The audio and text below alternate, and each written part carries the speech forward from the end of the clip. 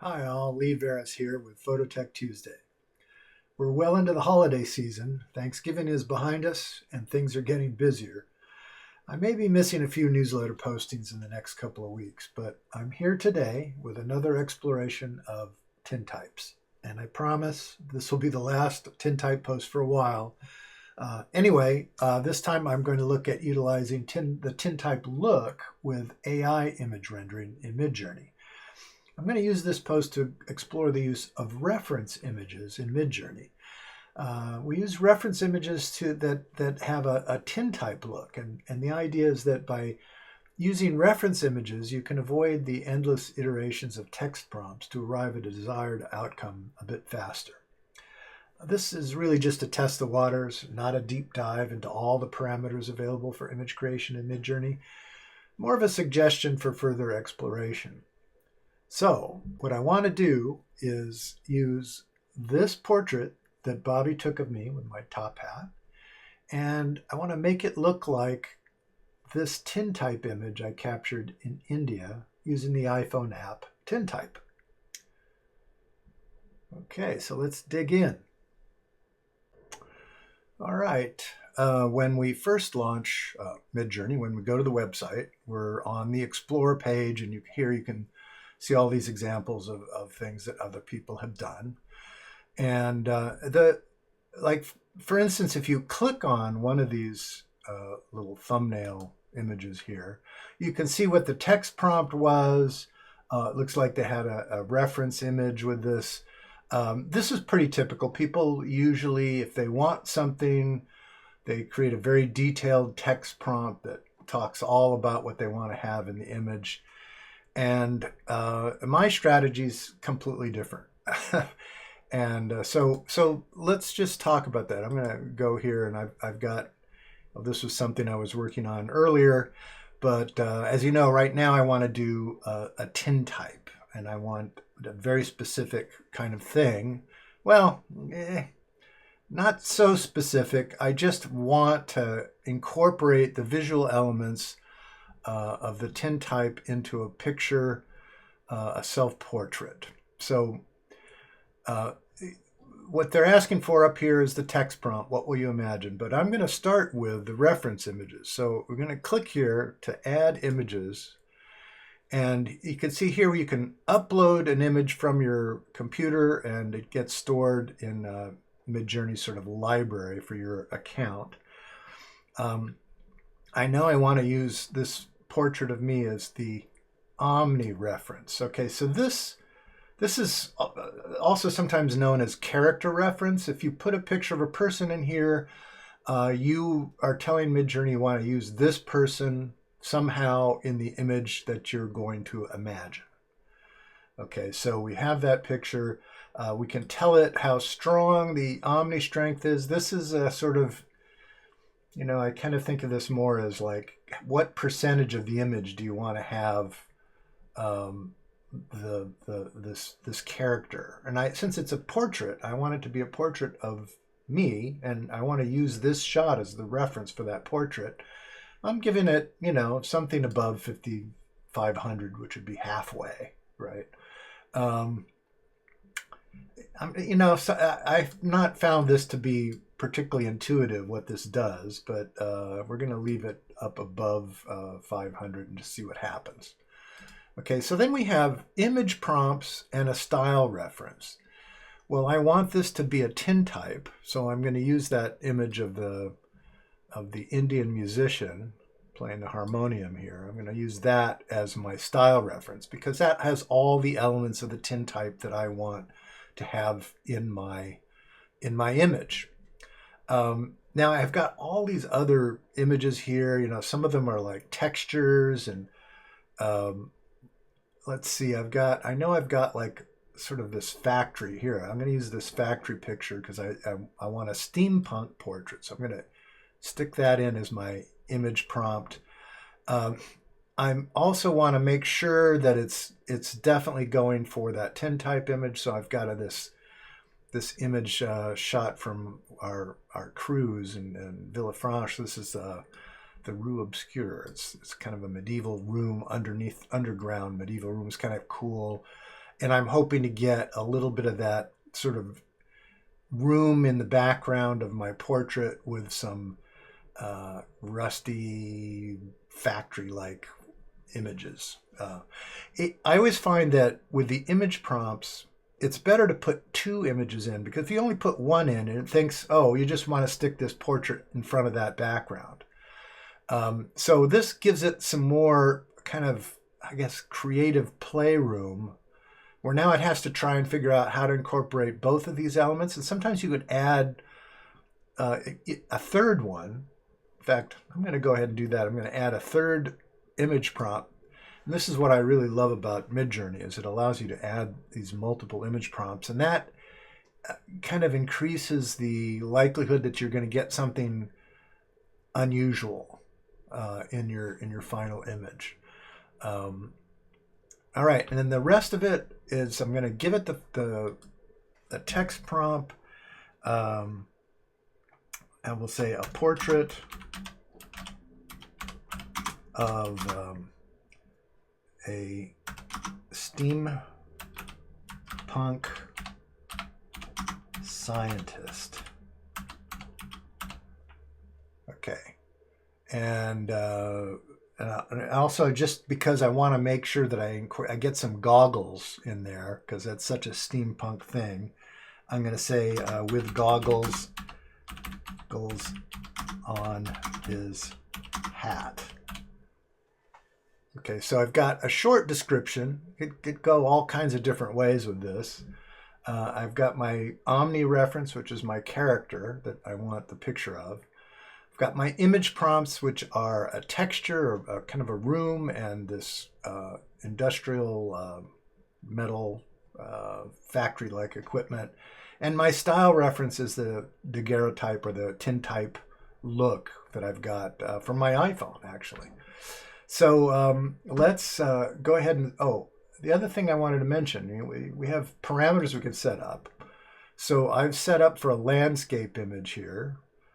And we're using the standard. Let's try standard first. This is kind of Midjourney stylization that it applies, the standard Midjourney stylization. Aesthetics.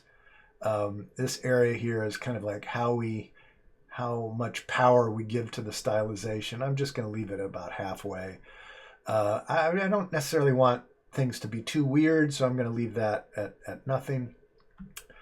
Everything else is fine. The other thing that you've got are this personalization.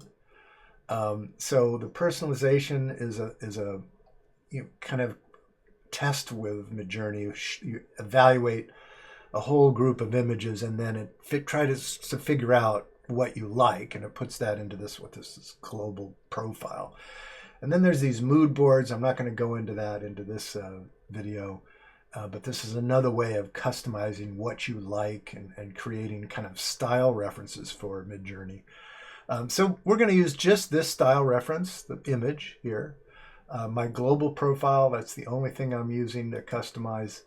And let's see what happens. So I'm going to go ahead and initiate this, and it's always a little surprise what you get. Okay, coming in here. Looks like we got some interesting things.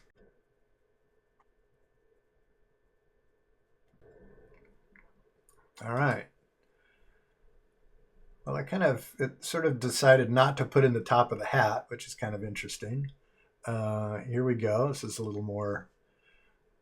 I could probably use this. What I would do is I'd desaturate this all out so it doesn't have that kind of color look, although this is kind of interesting back in here.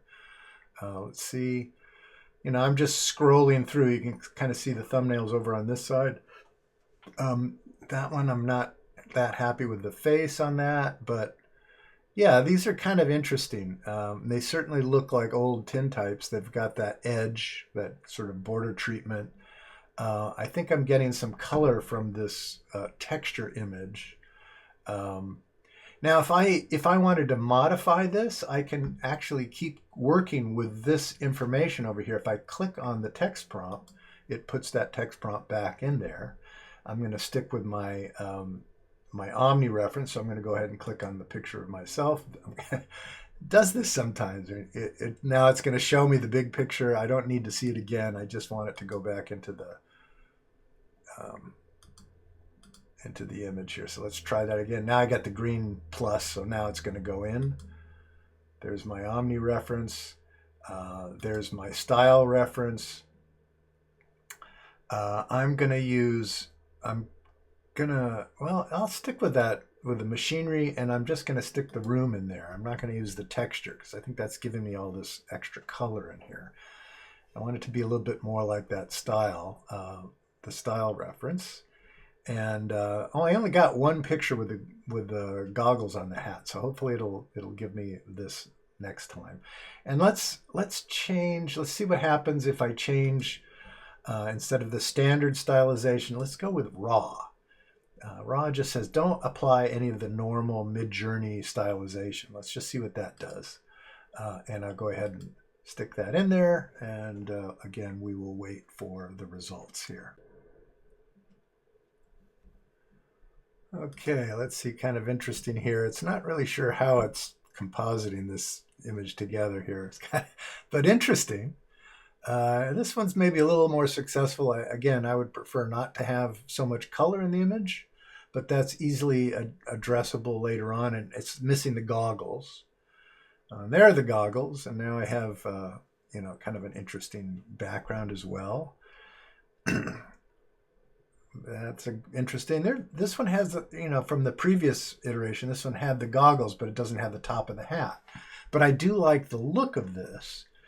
And so here's the next thing. You can always, if you find something that's kind of interesting, but not close enough, you can try to vary it. So you can kind of see here these under this creative actions. You can vary it strong or subtle.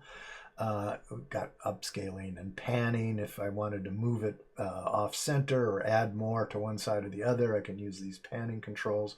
Anyway, there's a lot of extra controls we can apply to this, but let's just go ahead and make some variations. I'm going to go ahead and try the strong variations, see what happens.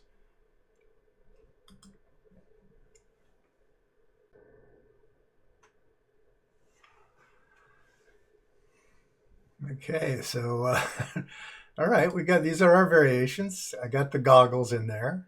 I got I particularly like this one. This one has the right look. It's maybe a little sharp on my whiskers here, but I still kind of like that overall.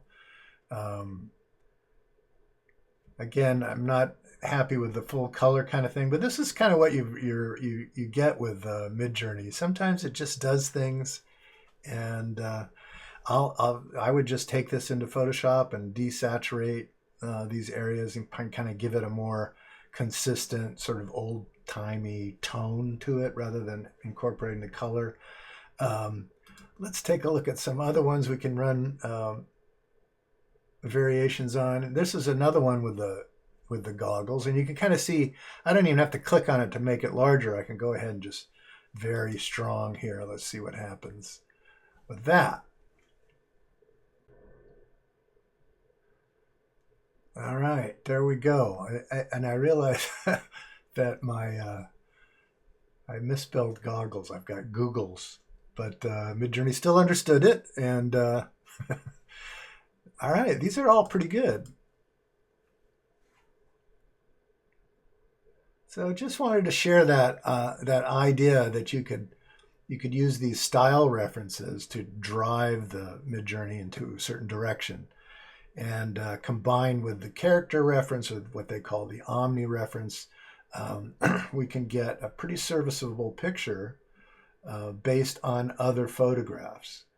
So that's it for now. There's all kinds of things you can do with this, but I just thought this was a fun way to explore the image reference technology behind Midjourney. Well, there you have it. Of course, you can use the same approach in Midjourney to craft other looks that match other specific images other than the TinType. This approach is very flexible, with reference images used for general picture elements image styles, and specific subjects.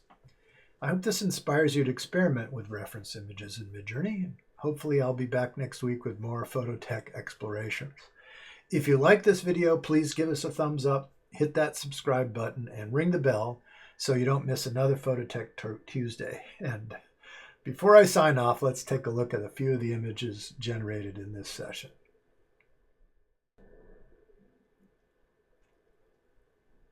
So you can see I've really managed to capture the essence of that TinType look, you know, the ragged edges here, the kind of worn and out of focus areas, and the sort of general sepia tone. Of course, it's obviously referencing that original photo of me, but it's re-rendering all the elements. I've got goggles on my hat now, and you know, we have that wet plate collodion kind of look here to these images. And I find this really endlessly fascinating. Here's a couple verticals. I like these quite a bit.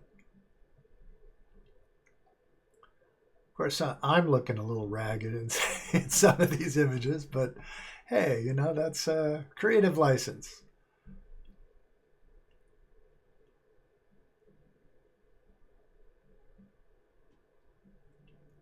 Anyway, you might consider joining us for a travel adventure. Check out our trips and in-person workshops at our website, bobbyandleesphotoadventures.com. Our upcoming photo adventures for 2026 include Venice Carnival, New York street shooting, Santa Fe, New Mexico, and Nova Scotia. Sign up is now live, so check out the website for more info. Thanks for watching. I look forward to seeing you on our next adventure.